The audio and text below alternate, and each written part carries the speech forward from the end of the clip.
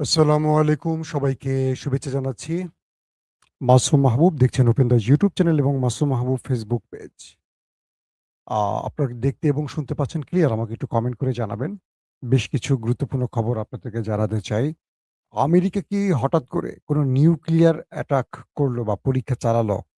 এটি এখন বিশ্ব গণমাধ্যমে উঠে এসছে পাশাপাশি চারদিক থেকে একা হয়ে পড়ছে বা একঘরে হয়ে যাচ্ছে মার্কিন প্রেসিডেন্ট ডোনাল্ড ট্রাম্প এবং আমেরিকা। ৩ নম্বর গুরুত্বপূর্ণ খবর ইরান নতুন করে আমেরিকাকে আবারও চালে কাহিল করে দিয়েছে। একদিকে আমেরিকার জন্য দুঃসংবাদ আসছে প্রতিদিন আর ইরান নতুন চালে কার্ড খেলছে আমেরিকার বিরুদ্ধে। দর্শক, আপনারা কি শুনতে এবং দেখতে পাচ্ছেন ক্লিয়ার? আমাকে একটু কমেন্ট করে জানান তো। জি, দেখতে ও শুনতে পাচ্ছি। আলহামদুলিল্লাহ। গফরগাঁও। ওকে। উম আপনার লাইভের অপেক্ষায় থাকি কিন্তু পাই না। পান না কেন? এই যে পেয়েছেন আমাকে একদম ক্লিয়ার। কলকাতা, ভারত থেকে রবিউল ইসলাম। নায়েব আলী টাঙ্গাইল থেকে ক্লিয়ার। ওকে, শুরু করে দিচ্ছি। বেশি লম্বা করব না। সংক্ষিপ্ত সময়ের জন্য লাইভে এসছি। আমেরিকার নেভা এরিয়া 51 জায়গাটার নাম যারা শোনেন গায়ের পশম থমথম মানে কেঁপে উঠবে। মার্কিন যুক্তরাষ্ট্রের নেভাডের যে এরিয়া 51 একটি অজানা রহস্যের জায়গা।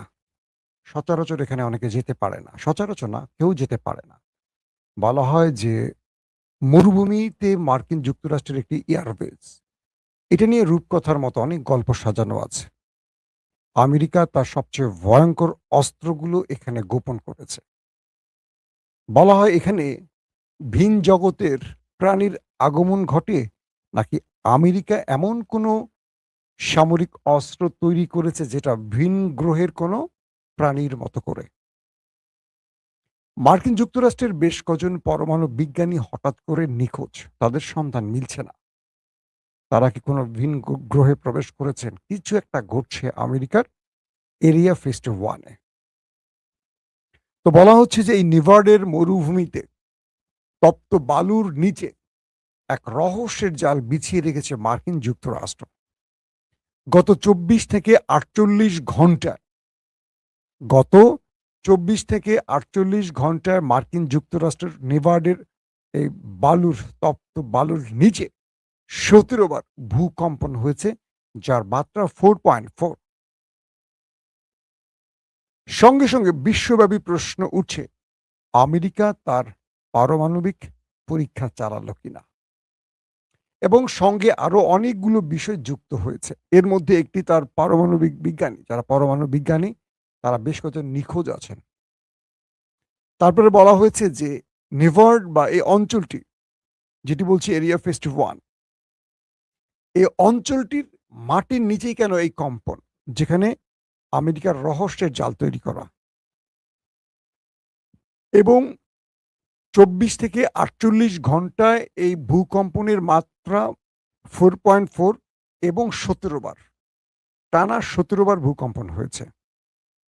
বিভিন্ন মাধ্যম বলছে যে আমেরিকা ইরানে কোনো নিউক্লিয়ার অ্যাটাকের জন্য হয়তো এখানে নিউক্লিয়ার টেস্ট চালিয়েছে মাটির ভূগর্ভস্থ, মাটির নিচে। কয়েক মাইল নিচে তারা পারমাণবিক পরীক্ষা চালিয়েছে।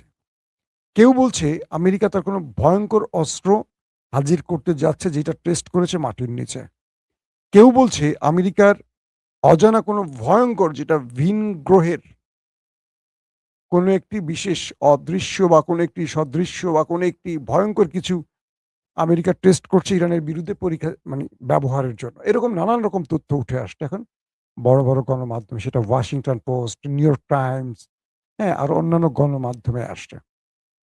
অর্থাৎ মার্কিন প্রেসিডেন্ট ডোনাল্ড ট্রাম্প তিনি ইরানের বিরুদ্ধে এমন কিছু করছেন নাকি এটি একটি প্রাকৃতিক ভূমিকম্প?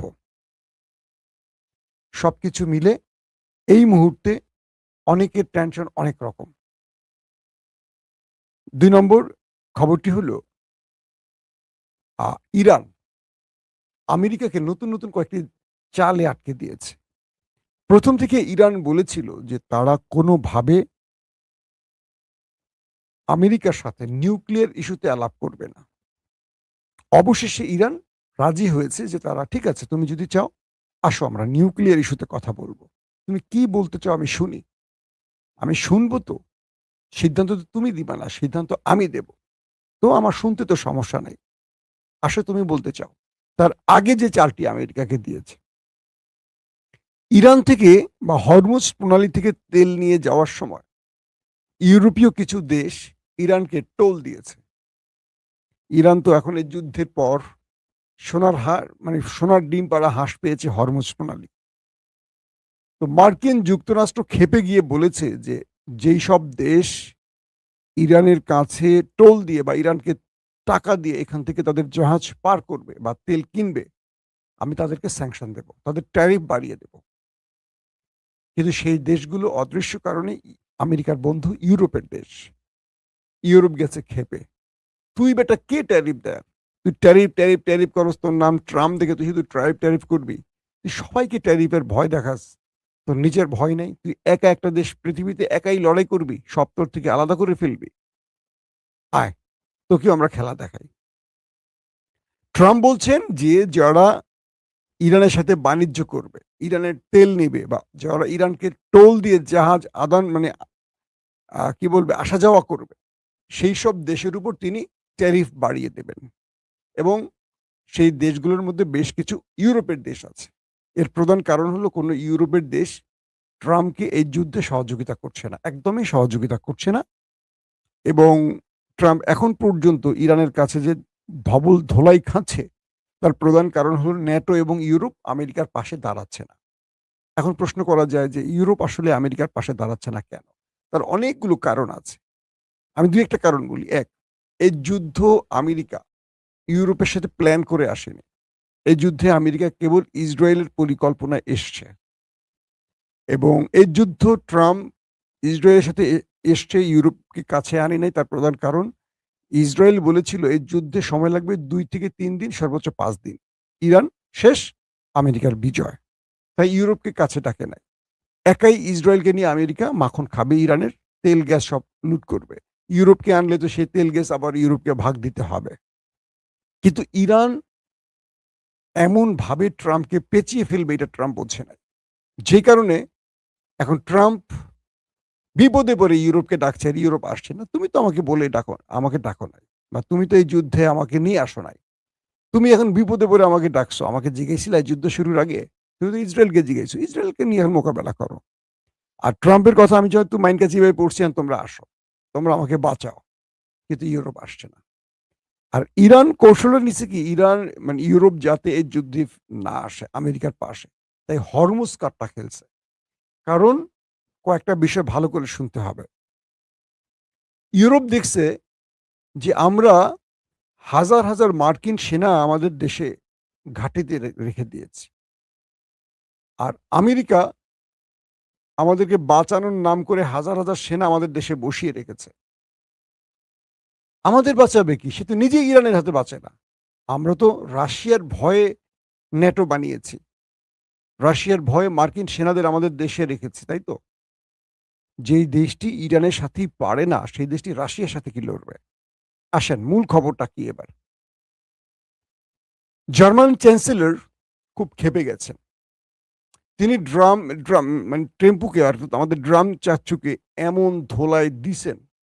তিনি কি করছেন? তিনি ট্রাম্পকে বলছেন, আমার জার্মান থেকে তোমার সেনাদেরকে নিয়ে চলে যাও। এই মুহূর্তে জার্মানে ৩৫,০০০-এর মতো বা তার কিছু বেশি মার্কিন সেনা রয়েছে। অর্থাৎ পৃথিবীর ৮০টি দেশে ৮০০ মার্কিন ঘাঁটি রয়েছে। এর মধ্যে ১৬টি আরবের ঘাঁটি কিন্তু ইরান ধ্বংস করে দিয়েছে। মানে গালফ কান্ট্রির মধ্যে ১৬টি যে ঘাঁটি ছিল, এগুলো কিন্তু ইরান একদম অবলষ্ট করে ফেলেছে। অবলষ্ট বোঝেন? আমার ছেলে মাঝে মাঝে বলে, "অবলষ্ট হয়ে গেছে বাবা কিছু নষ্ট হয়ে গেলে।" তাই শব্দটা আমি আপনাদের বললাম। অবলষ্ট হয়ে গেছে। তো গালফ কান্ট্রি দেখলো যে আমেরিকা আমাদেরকে বাঁচানোর নাম করে আমাদের ট্রিলিয়ন ট্রিলিয়ন পেট্রোডলার নিচ্ছে। ওরা আমাদের বাঁচাবে কি? ও এক ইরানের হাতে মার খেয়ে সোজা হয়ে গেছে। ওর ঘাঁটি-মাটির কিচ্ছু নাই এখন। সব লন্ডভন্ড। গালফ অবাক হয়ে গেছে। এই আমেরিকা আমাকে বাঁচাবে? এটা পসিবল? সে নিজে তো নিজের প্রাণ বাঁচাতে পারে না। তো দ্বিতীয়ত ইউরোপ দেখলো যে তারা জার্মানি ৩৫,০০০-এর মতো ধরেন মার্কিন সেনা রয়েছে। তো জার্মান চ্যান্সেলর দেখলেন যে, "কিরে ভাই, এই আমেরিকা যুগের পর যুগ আমার দেশে বসে আমার তেল, আমার টাকাগুলি খাচ্ছে। ওরা তো নিজেকেই বাঁচাতে পারে না। ওরা আমাদের বাঁচাবে কি?" তারপর ইরানের সাথে লড়াইটা বাধার পর ফ্রান্স, স্পেন সহ আরো বেশ কিছু ইউরোপীয় দেশ যখন বলল আমেরিকাকে যে, "আমার ভূমি, আমার আকাশ, আমার স্থল তুমি ব্যবহার করতে পারবা না ইরানের বিরুদ্ধে।" ডাইরেক্ট সাফ আমেরিকাকে না বলে দিয়েছে। যে কারণে আমেরিকা তাদেরকে আবার তেল নেয়ার রাস্তা করে দিয়েছে। ওকে, তুমি আমার পাশে দাঁড়িয়েছো এজন্য তুমি এখন আমার মিত্র। যাও, তেল নিয়ে যাও। বাট টাকা পয়সা দিয়ে যাবা। টোল দিয়ে যাবা, ফ্রি না। তো জার্মান ছিল আমেরিকার পক্ষে। সেই জার্মান এখন আমেরিকাকে বলছে, "মিস্টার প্রেসিডেন্ট ট্রাম্প, তুমি তোমার সেনা নিয়ে আমার দেশ ছাড়ো।" বুঝতে পারছেন? অর্থাৎ এই মুহূর্তে ডোনাল্ড ট্রাম্পের আমেরিকা পৃথিবীতে একা হয়ে পড়ছে। সব জায়গা থেকে তাকে ঘাড় ধাক্কা দিয়ে বিদায় করে দিচ্ছে। স্পেন বিদায় নিতে বলছে, ফ্রান্স বলছে, এখন জার্মান বলছে, "জার্মান, তুমি আমার দেশ ছাড়ো।" ১ম এ ৫,০০০ সেনাকে সরিয়ে নেয়া হবে। তারপর ধারাবাহিক সব সেনাকে সরিয়ে নেওয়ার ঘোষণা আসতে যাচ্ছে। স্পেন কি বলে জার্মান আজকে ঘোষণা দিয়েছে, মার্কিন সেনাদের জার্মান ছাড়তে হবে। এমন একটি সময় যখন আমেরিকা ইরানের কাছে ধোলাই খাচ্ছে। যখন মধ্যপ্রাচ্যে ইসরায়েলে অস্ত্র বাড়িয়ে পুরো ক্যান্টনমেন্ট বানিয়ে ফেলছে আমেরিকা, তখন দেখেন ইউরোপ তাকে ঘাড় ধাক্কা দিচ্ছে। এই খবরটি আমেরিকার মাসনাদে বা আমেরিকার জনগণের জন্য বিশাল ধাক্কা যে আমেরিকার পরাশক্তি বা সুপার পাওয়ার আমেরিকার অবস্থা কি যে তাকে এখন মানুষ ডাকছে না, বরং বিদায় নিতে বলছে। "বিদায় নাও, দূর হও আমার দেশ থেকে তুমি।" এক ইরান আমেরিকাকে কোথায় নামিয়ে দিয়েছে কল্পনা করতে পারেন? ট্রাম্প তো প্রচুর ক্ষেপে গেছে।